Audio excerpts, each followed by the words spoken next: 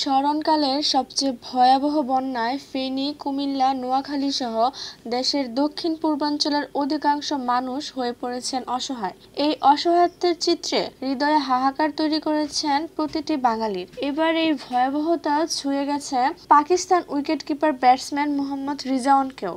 রাওয়ালপিন্ডি স্টেডিয়ামে চলছে বাংলাদেশ ভার্সেস পাকিস্তানের মাঠের যুদ্ধ। প্রথম ইনিংসে মোহাম্মদ রিজওয়ান খেলেছেন ১৭১ রানের চোখ ধাঁধানো ইনিংস। মাঠে যার ব্যাট ডমিনেটিং করেছে বাংলাদেশি বোলারদের, মাঠের বাইরে সেই মানুষটির হৃদয় কেঁদেছে বানভাসী বাংলাদেশিদের অসহায়ত্বে। সোশ্যাল মিডিয়াতে করেছেন দোয়া, চেয়েছেন সাহায্য।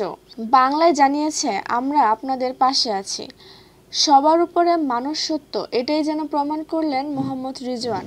মোহাম্মদ রিজওয়ান ছাড়াও ক্রীড়াঙ্গনের অনেকে এগিয়ে এসেছে বানভাসীদের পাশে।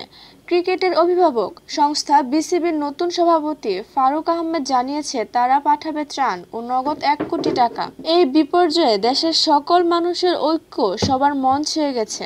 এভাবেই জাতীয় ঐক্যের মাধ্যমে বাংলাদেশ তার কাঙ্ক্ষিত লক্ষ্যে পৌঁছাতে পারবে, এই প্রত্যাশাই সবার।